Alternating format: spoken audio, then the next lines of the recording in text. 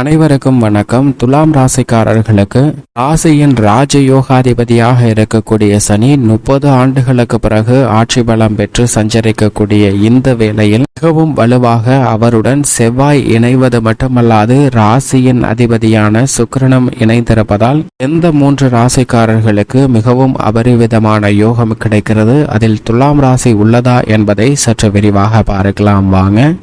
பொதுவாக சனி செவ்வாய் இணைவு என்பது கோல்சார விதியின் அடிப்படையில் பார்க்கும்போது சில சிரமங்களை அதீதமாக ஏற்படுத்துவதற்கான வாய்ப்பு இருக்கிறதே தவிர நன்மையை விளைவிக்கக்கூடிய ஒரு அமைப்பாக பார்க்க முடியாது. ஏனென்றால் நவ கிரகங்களிலே மிகவும் முக்கியமானவராக பார்க்கக்கூடியவர் சனி பகவான். நீதி தவறாத, நடுநிலை தவறாத நியாயஸ்தராக செயல்படுகிறாருங்க. நாம் செய்த பாவ புண்ணியங்களை துல்லியமாக கணக்கிட்டு பல்வேறு விதமான நன்மை கொடுப்பதாக இருந்தாலும் தீமை கொடுப்பதாக இருந்தாலும் சனிக்கு நிகர் சனி என்று சொல்லிவிடலாம். அதே போன்றுதான் மிக வலிமை வாய்ந்தவராக பார்க்கப்படுகிறார். மங்களகாரகன், பூமிக்காரகன் என்று சொல்லக்கூடிய செவ்வாய் என்றால் சுப நிகழ்வுகள் என்றால் செவ்வாயின் ஆதிக்கம் இல்லாமல் நிச்சயமாக நடப்பதற்கான சாத்தியக்கூறுகளே இல்லை என்பதை தெளிவாக உறுதிப்படுத்துகிறாருங்க. அதிலும் திருமணம் போன்ற பல்வேறு நிகழ்வுகள் நடைபெற வேண்டும் என்றால் நிச்சயமாக செவ்வாயின் பங்களிப்பு மிக முக்கியமான ஒன்றாக பார்க்கப்படுகிறது.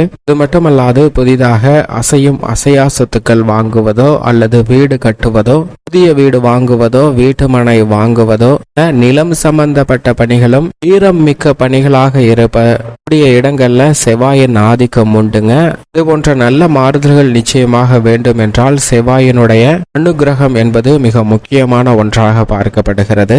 எனவேதான் நவ கிரகங்களிலே வலிமை வாய்ந்த சனி மற்றும் செவ்வாயின் அமைப்பு மிகவும் குறிப்பிடத்தக்க ஒன்றாக பார்க்கப்படுகிறது. ஏனென்றால் நவ கிரகங்களிலே குரு, சனி மற்றும் செவ்வாய்க்கு மட்டும்தான் சிறப்பு பார்வை உண்டு என்பது குறிப்பிடத்தக்க ஒன்றாக பார்க்கப்படுகிறது. இதிலும் குறிப்பாக குரு பார்க்கின் கோடி நன்மை என்பார்கள். ஆனால் அதே சமயம் சனி மற்றும் செவ்வாயின் பார்வை சேர்ந்து கிடைக்கும் போது சில சமயங்கள்ல அதீத சிரமத்தை சந்திப்பதற்கான ஒரு சூழ்நிலை உருவாகும். அப்படிப்பட்ட இரு கிரகங்களின் பார்வையின் காரணமாகவே பல்வேறு விதமான பாதிப்புகள் ஏற்படும் போது 2 கிரக நிலைகளும் ஒரே இடத்தில் அதிலும் 30 வருடம் கழித்து ஆட்சி பலம் பெற்று சஞ்சரிக்கக்கூடிய சனியுடன் செவ்வாய் இணைவது பல்வேறு விதமான அதிரடியான மாற்றங்களை நிச்சயமாக ஏற்படுத்தி கொடுக்க போகிறது.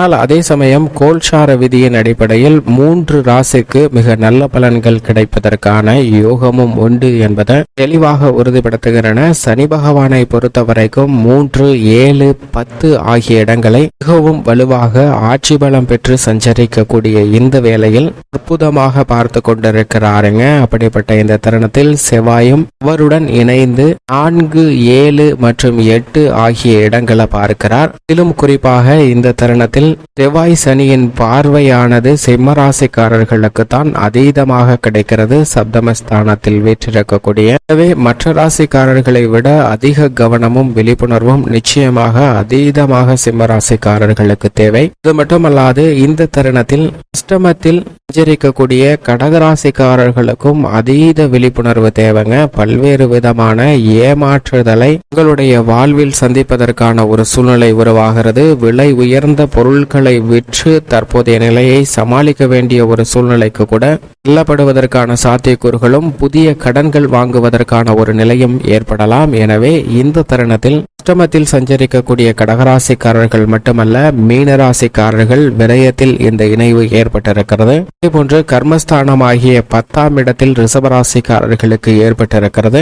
எனவே இந்த ராசிக்காரர்களும் அதீத கவனத்துடன் இருக்க வேண்டும். அது மட்டுமல்லாது மிக முக்கியமாக 12 ராசியிலே அதிக கவனம் தேவையான ராசியாக கும்பராசி தான் நிச்சயமாக பார்க்கப்படுகிறது. ஏனென்றால் ஜென்ம ராசியில் இந்த 2 கிரக நிலைகளும் இணைவு ஏற்படுதுங்க. எனவே தன்னம்பிக்கையும் தைரியமும் குறைவதற்கான ஒரு சூழ்நிலை உருவாகிறது.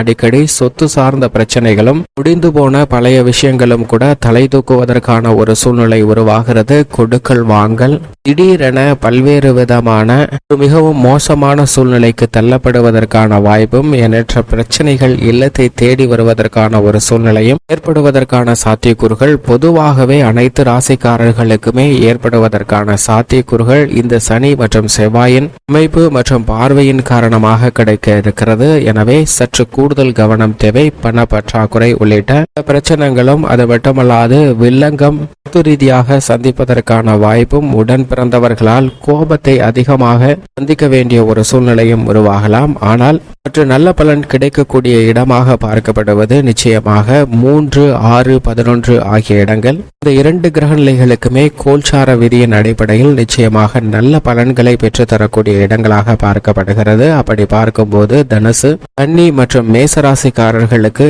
இந்த இணைவால் பெரிய அளவிற்கு பாதிப்பு ஏற்படாது. இருந்தாலும் கூடுதல் கவனமும் விழிப்புணர்வும் மிக முக்கியமாக தேவைப்படுகிறது என்பதை தெளிவாக உறுதிப்படுத்துகின்றன. ஆனால் மற்ற ராசிக்காரர்களை ஒப்பிட்டு பார்க்கும்போது சற்று நல்ல பலன் நிறைந்து கிடைக்கும். அதே போன்றுதான் சுகஸ்தானமாக இருக்கக்கூடிய விருச்சக ராசிக்காரர்களுக்கும் அஷ்டாஷ்டக சனியின் ஆதிக்கம் இருந்தாலும் சனி செவ்வாய் இணைவு காரணமாக சில நன்மைகள் அதீதமாக கிடைப்பதற்கான வாய்ப்பு உண்டு. மிகவும் மோசமான இடமாக பார்க்கப்படுவது ஜென்மம், அஷ்டமம் மற்றும் விரயம். இந்த இடத்தில் இருப்பவர்கள் அதீத கவனத்துடன் செயல்பட வேண்டும். கும்பராசி, கடகராசி மற்றும் மீன ராசி, இந்த ராசிக்காரர்கள் அதீத கவனத்துடன் இருப்பதோடு மட்டுமல்லாது எதை செய்தாலும் ஒரு முறைக்கு இருமுறை யோசிக்க வேண்டும். சிம்மராசிக்காரர்களுக்கு சப்தம பார்வை ஜென்மராசியிலே விழுவதால் தேவையில்லாத பல குழப்பங்களை சந்திப்பதற்கான ஒரு சூழ்நிலை உண்டு. எனவே நிதானமும் பொறுமையும் மிக முக்கியமாக தேவை. இப்படி சஞ்சார அமைப்பு மற்றும் பார்வையின் காரணமாக பல்வேறு விதமான முரண்பாடான பலன்களை கொடுக்கக்கூடிய ஒரு கிரக சேர்க்கையாக இருந்தாலும் கூட சனியின் பார்வையில்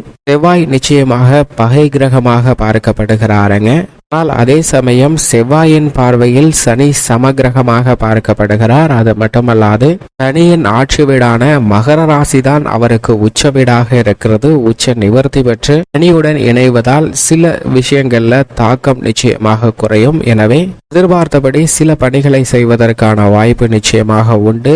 இப்படி சனி செவ்வாயின் இணைவு காரணமாக பல்வேறு விதமான மாறுதல்கள் சந்தித்தாலும் உங்களுடைய ராசிக்கு என்ன பலன் என்பதை சற்று விரிவா பார்க்கலாம். துலாம் ராசிக்காரர்களை பொறுத்தவரைக்கும் பூர்வ புண்ணிய ஸ்தானம் என்பதால் நிச்சயமாக மிக பெரிய அளவுல சிரமத்தை சந்திக்க வேண்டிய ஒரு சூழ்நிலை இல்லை என்றாலும் இதீத நன்மை கிடைப்பதற்கான வாய்ப்பும் இல்லை என்பதை தெளிவாக உறுதிப்படுத்துகிறார். பஞ்சமஸ்தானத்தில் வீற்றிருக்கக்கூடிய ராசியின் ராஜயோகாதிபதியாக இருக்கக்கூடிய சனியும் அவருடன் இணைந்திருக்கக்கூடிய செவ்வாயும், ஆனால் ராசியின் அதிபதியாக இருக்கக்கூடிய சுக்கிரன் வலுவாக இவர்களுடன் பஞ்சமஸ்தானத்தில் அமர்ந்திருப்பதால் எதிர்பாராத அதிர்ஷ்ட யோக வாய்ப்புகள் நிச்சயமாக உண்டு என்பதில் சந்தேகமே வேண்டாம். 2 மற்றும் 7ஆம் இடத்தின் அதிபதியாக இருக்கக்கூடிய செவ்வாய் வலுவாக 4 மற்றும் 5ஆம் இடத்தின் அதிபதியாக இருக்கக்கூடிய சனியுடன் இணைந்து சஞ்சரிக்கக்கூடிய இந்த வேளையில் பூர்வ புண்ணியஸ்தானம் பலம் கிடைக்கக்கூடிய ஒரு தருணமாக தான் பார்க்கப்படுகிறது. எனவே இந்த தருணத்தில் புதிய சொத்துக்களை வாங்குவதற்கான யோகம் இருந்தாலும் கூட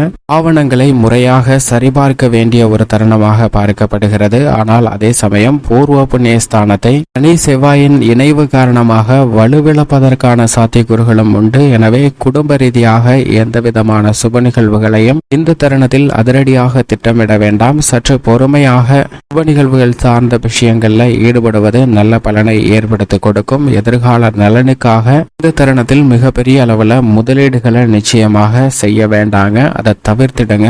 என்றால் எதிர்பாராத தடைகளை சந்திப்பதற்கான வாய்ப்பு உண்டு. பாக பிரிவினை உள்ளிட்ட பல பிரச்சனைகள் தலைதூக்குவதற்கான வாய்ப்பு இந்த தருணத்தில் உருவாகியுள்ளது. உடன் பிறந்தவர்களின் கோபத்திற்கு ஆளாக வேண்டிய ஒரு சூழ்நிலையும், சொத்துக்கள்ல வில்லங்கத்தை சந்திப்பதற்கான வாய்ப்பும் உண்டு. எனவே எதை செய்தாலும் யோசித்து செய்ய வேண்டும். ஆனால் அதே சமயம் குருவின் சுப பார்வை ஜென்மராசிக்கு அதீதமாக கிடைப்பதால் நிச்சயமாக பல பிரச்சனைகள் விலகுவதற்கான சாத்தியக்கூறுகளும் உண்டு. மேலும் சாதகமாக மாற்றிக்கொள்ள வேண்டும் என்றால் நிச்சயமாக துலாம் ராசிக்காரர்கள் வாரத்தில் செவ்வாய்க்கிழமை விரதமிருந்து அருகாமையில் உள்ள முருகபெருமாள் ஆலயம் சென்று வழிபாடு செய்யுங்கள். அதேபோன்று சனிக்கிழமை விரதமிருந்து அருகாமையில் உள்ள ஆஞ்சநேயர் ஆலயம் சென்று தீபமேற்றி வழிபாடு செய்யுங்கள். நீங்கள் எதிர்பார்க்கக்கூடிய நல்ல பலன் தங்களுடைய வாழ்வில் நிச்சயமாக கிடைக்கும்.